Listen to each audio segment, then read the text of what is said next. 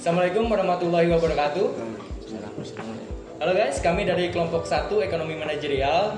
Di sini kami akan mengobservasi UMKM Warkop Janoko yang berada di daerah Johar. Saya Muhammad Dandi Nurisi akan memulai wawancara bersama anggota kelompok kami. Ya, saya Aditya Wisnu dan saya Sofian Zori.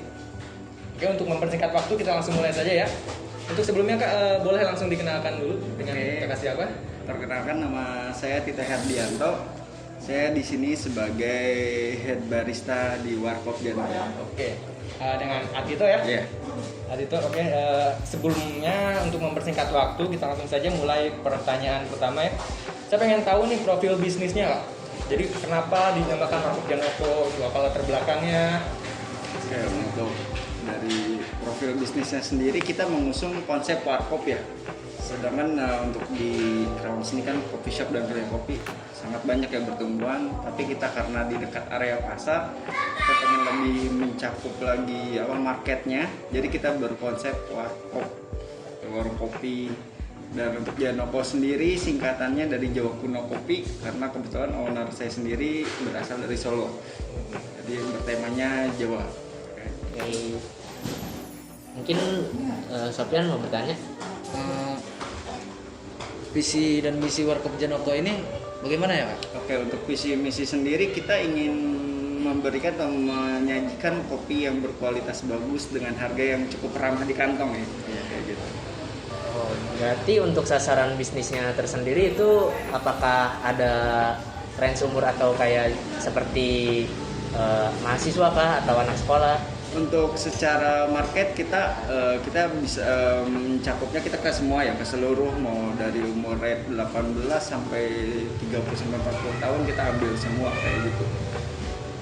Berarti nggak ada batasan-batasan gitu ya? Iya, kita Semuanya malah menikmati. kita bisa menikmati kopi enak. Lalu untuk produk yang paling laku nih Kak, atau signatur lah gitu yang Oke, paling banyak di untuk situ. produk yang kita tonjolkan sendiri, karena ini warung kopi, jelas kita menonjolkan kopinya ya. Dibandingin kita banyak juga produk non kopi pun banyak, tapi kita di sini lebih menonjolkan produk kopi. Kalau awal mula mendirikan ini sumber modalnya dari mana ya Kak? Untuk modal sendiri dari owner saya itu dari keuangan pribadinya ya, kayak gitu. Di modal pribadi. Lalu kenapa sih owner atau kakak itu mau menjalankan usaha ini loh? Karena saya sendiri dengan owner saya punya latar belakang di industri kopi ini cukup lama, akhirnya kita satu visi, satu misi, akhirnya kita coba berkolaborasi kayak gitu.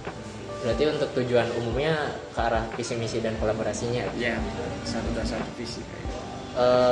Kalau boleh tahu juga Kak, pencapaian apa sih yang udah diraih dari Warkop Janoko ini? Kalau untuk target pencapaiannya sendiri, sedikit banyak kita sudah mulai merubah pola minum kopi yang orang-orang di sekitar kita ya, terutama di area pasar ya, dekat area pasar Johar. Kebetulan yang tadinya kopi instan ya mereka sudah mulai bisa membedakan, oh ya kopi yang digiling dari biji yang masih fresh gitu dengan yang kopi instan, mereka sudah merasakan perbedaan sih. Itu sih yang menurut saya cukup appreciate ya kayak gitu.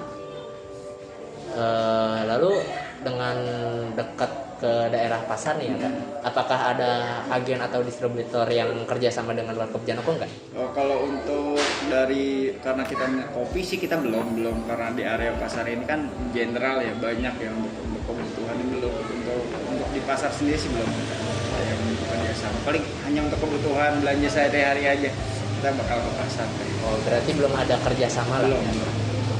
Lalu kalau boleh tahu ada berapa karyawan ya Kak di Warkop Janoko ini, dan sistem perekrutannya gimana ya? Apa via sosial media atau dari mulut ke mulut? Untuk tim sendiri kita ada 3 orang ya, saya terus partner saya, karena di sini kita buka dari pagi kalau bukan bulan Ramadan ya, jadi kita shift-shiftan, ada 2 shift sama owner sendiri kayak gitu, ada 3 orang.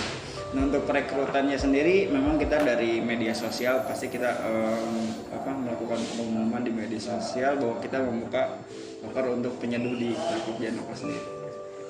Lalu nih Kak, apa ada SOP-nya di Warkop Janoko ini? Untuk SOP jelas, jadi setiap kedai ataupun coffee shop ataupun warung kopi sendiri mereka punya SOP masing-masing. Lalu dari ownernya langsung pun pengawasan dan treatment ke karyawannya itu gimana ya? Oh, kalau kita karena di sini owner dan kita bentuknya tim ya, karena di sini tim kita lebih memperbaiki komunikasinya aja sih, misalnya hierarki antara owner dan si pekerja ini tidak terlalu ditonjolkan kayak gitu. Kita lebih pendekatannya lebih ke pendekatan personal aja sih kayak gitu. Kalau pengelolaan keuangannya seperti apa ya? Untuk pengelolaan keuangan maksudnya bentuknya gimana nih? Saya tanya dulu pengelolaan. Maksudnya dibukukan kah atau betul. lewat Oke, aplikasi? Untuk pengelola keuangannya memang kita melakukan pembukuan sederhana dari manual, terus yang Excelnya kita ada sama aplikasi ada. Dan Berarti- kita backup. Berarti opsional lah ya. Iya. Oke. Lalu Kak, strategi pemasarannya itu seperti apa ya? Untuk pemasaran sendiri kita masih menggunakan media sosial saja. Untuk merchant online kita belum Oh, belum ada ya untuk online. belum kita jalankan ya. Lalu Kak, perkiraan dalam sebulan itu ada berapa Kak yang laku? Sebulan cukup banyak ya, target kita bisa ratusan kali ya. Ratusan Sampai ya? ratusan. Ratusan. Kenapa juga Kak, ini kan Warkop Janoko lumayan murah lah ya, Iya. dan ramah di kantong nih. Kenapa berani menerapkan harga segitu? Nah sebenarnya kalau kita telisik lagi ya, ada perbedaan-perbedaan mungkin dari teman-teman sendiri juga sering nongkrong di coffee shop lain, mungkin beban kita lebih sedikit ya, terutama untuk sewa tempat. Biasanya tuh harga tinggi tuh biasanya ada beban-beban yang sangat mempengaruhi dan itu besar yang mengakibatkan harganya pun tinggi. Karena ini tempat kita sendiri, kita tidak ada beban sewa, jadi lumayan cukup mangkas harganya. Berarti ditempatkan di sini juga karena Betul. emang Tempat sudah sendiri. tempat Betul. sendiri. Oke. Tidak ada beban sewa. Kalau boleh tanya juga nih Kak, kenapa Warkop Janoko ini bisa sejauh inilah berjalan? Oke, untuk perjalanannya sendiri kita kan dari 2020 September ya, baru 1 tahun lebih lah, masih ya kalau baik masih ngerangkak kali ya. Berarti Masih- dari awal-awal mulai adanya pandemi dan sebelum tuh udah sempat ada. Ya udah ada, kita mengalami di saat pandemi juga, kita benar-benar fight ya. Konsistensi, balik lagi sebuah tempat bisnis diujinya di situ sih, konsistensi menurut saya. Ada tantangan dan mungkin yang Warkop Janoko ini tuh sejauh ini tantangannya apa sih? Oke, kalau untuk tantangannya sendiri, kalau dari saya pribadi, kita marketnya masih belum bisa mencakup lebih pengembangan ya, lebih pengembangan ke marketnya yang generasi milenial ini pun kita ingin dan ingin apa kita raih, dan family terutama ya, karena kita lokasinya balik lagi kita belum bisa meraih market yang lebih luas lagi sih. Lalu perjalanan bisnis selama pandemi nih Kak, dari awal mulai berdirinya sampai sekarang ini solusinya gimana sih? Untuk solusi sendiri buat kita pribadi sih, kita lebih ke konsistensinya, pembuatan produk, operasional, terus menjaga kualitas, itu sih yang selalu kita pertahankan kayak gitu. Berarti untuk kendalanya juga selama pandemi, apakah ada seperti kayak jam operasional berkurang atau customer Kalau berkurang? jam operasional dan customer berkurang sih itu pasti ya, semua mengalami. Tapi gimana caranya kita tetap mempertahankan yang 3 poin yang tadi saya awal dibilang kayak gitu, sehingga ya customer tetap balik lagi ke sini. Lalu apa ada rencana untuk Warkop Janoko ini ke depannya? Kalau kedepannya mungkin kalau dari owner saya pribadi pengen buka di luar kota kali ya. Oh, Kayak membuka gitu. cabang lah. Iya, entah itu di Jogja, entah itu di mana sih. Kalau ingin ada owner saya sih gitu. Lalu terakhir nih Kak, sebelum kita tutup ya, saya udah lumayan juga informasinya. Ada nggak pesan untuk orang di luar sana yang ingin mau coba buat buka bisnis atau menjalankan usaha baru? Oke, untuk dari saya pribadi, untuk teman-teman yang akan mulai terjun bisnis, pertama ya modal dan mental dulu sih. Karena bisnis itu tidak semudah terlihat di luar ya, kayak gitu. Terutama mental bisnisnya dulu yang harus dibentuk, yang akhirnya nanti untuk udah gue siap buat terjun di bisnis ini, dan knowledge itu penting banget kayak gitu. Oke. Mungkin Ada yang mau bertanya lagi dari Cukup sih, sejauh ini cukup sih, semuanya udah kebutuhan kita udah terpenuhi semua buat pertanyaan-pertanyaan yang ditanyakan tadi. Juga jawaban dari Atito juga sangat lengkap ya. ya udah cukup lah informasi yang didapat. Mungkin untuk penutupan boleh kembali ke Dandi. Oke. Terima kasih Atito udah bersedia menyediakan waktunya untuk kelompok kami ya. Sama-sama. Mohon maaf apabila terdapat beberapa kata yang mungkin nggak nyaman untuk didengar atau segala macam. Kita tutup saja langsung. Wabillahi taufiq wal hidayah. Assalamualaikum warahmatullahi wabarakatuh.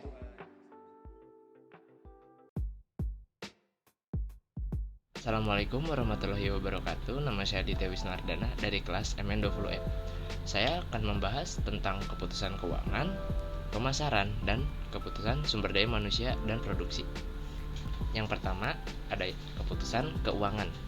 Keputusan keuangan merupakan keputusan terhadap aktiva apa yang akan dikelola oleh perusahaan untuk masa depan.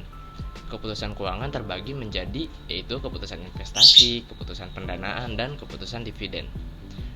Keputusan investasi adalah keputusan keuangan tentang aktiva mana yang harus dibeli perusahaan. Aktiva tersebut berupa aktiva real dan fundamental. Untuk keputusan investasi di Warkop Janoko mengenai aktiva realnya yaitu seperti grinder coffee, mesin espresso, milk frother, jug, mesin creamer, lalu tempat usaha, dan perlengkapan membuat kopi lainnya yang memiliki hak cipta dan paten, dan label merek juga dari Warkop Janoko. Yang kedua, keputusan pendanaan, yaitu keputusan keuangan tentang dana yang didapatkan untuk membeli aktiva. Warkop Janoko pendanaannya adalah dengan modal sendiri dari ownernya langsung Warkop Janoko itu sendiri. Kemudian yang ketiga ada keputusan dividen. Keputusan dividen yaitu laba yang diinvestasikan kembali untuk usaha. Di Warkop Janoko setelah berjalannya usaha mendapatkan profit menjadi laba dibagi dan ditahankan untuk investasi usaha dari Warkop Janoko. Dari Warkop Janoko tersebut telah mengeluarkan produk signature mereka dalam kemasan botol dan bisa dibawa pulang atau take away. Kemudian untuk pemusatan pengelolaan keuangannya yaitu dengan memanage keuangan selama 1 bulan dari penghasilan yang dihasilkan, kemudian untuk biaya gaji karyawan dan operasional lainnya. Yang kedua ada keputusan pemasaran. Keputusan pemasaran adalah proses pemecahan masalah dengan menentukan pilihan dari beberapa pilihan alternatif untuk menentukan suatu tindakan yang akan dilakukan dalam mencapai upaya untuk mempromosikan, menginformasikan, dan menawarkan kepada konsumen mengenai sebuah produk, usaha, atau jasa yang dikelola oleh perusahaan sebagai upaya untuk meningkatkan angka penjualan produk atau layanan jasa. Keputusan pemasaran atau pemasaran itu sendiri ada 4P, yaitu yang pertama price. Price mempertimbangkan harga yang sesuai dengan kemampuan target market. Dengan harga 18.000 mendapatkan kopi susu dan gratis soft cake selama bulan Mei di Warkop Janoko. Yang kedua ada promotion. Promotion menginformasikan target market tentang produk bisnis dengan melakukan iklan di sosial media seperti di Instagram, WhatsApp, dan media sosial lainnya. Lalu yang ketiga ada produk. Produk berkaitan dengan ciri khas dan kualitas rasa. Dengan memutuskan memberi nama Warkop Janoko dari singkatan Jawa Kuno Kopi dengan ciri khas tempat Jawa klasik, rasa kopi yang nikmat, dan harga yang murah. Lalu yang keempat ada place atau lokasi. Berlokasi di tempat yang cukup strategis, Warkop Janoko cukup mudah untuk ditemukan melalui sosial media dan Google Maps. Tempat dari Warkop Janoko sendiri cukup dekat dengan jalan umum, pasar, dan ramai penduduk. Untuk target Warkop Janoko yaitu untuk semua kalangan dari masyarakat, dari yang muda sampai yang tua. Dan ada juga keputusan SDM atau sumber daya manusia. Untuk proses kerja di Warkop Janoko cukup terstruktur dikarenakan mempunyai prosedur SOP tersendiri. Pada dasarnya, kedai kopi ini mengutamakan kualitas, layanan, dan kenyamanan para customer sehingga prosedur pun harus tertata dengan sesuai. Pada usaha Warkop Janoko sangat diperlukan organisasi agar terciptanya suatu struktur dan dapat berjalannya usaha tersebut, dimulai dari owner atau pemilik, lalu manajemen pemasaran, keuangan, hingga sumber dayanya agar dapat memaksimalkan jalannya usaha UMKM ini sendiri.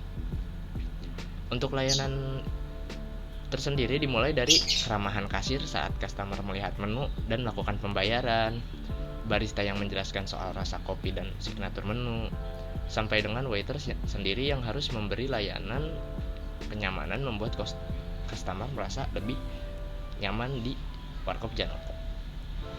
Mungkin rangkaian layanan dari Warkop Janoko akan memberikan rasa nyaman dan rasa puas tersendiri terhadap para customer, sehingga membuat para customer ingin datang kembali ke Warkop Janoko. Menjadi sebuah rasa bangga bagi para karyawan dan Warkop Janoko itu sendiri. Mungkin itu saja dari saya. Mohon maaf bila ada salah kata. Terima kasih.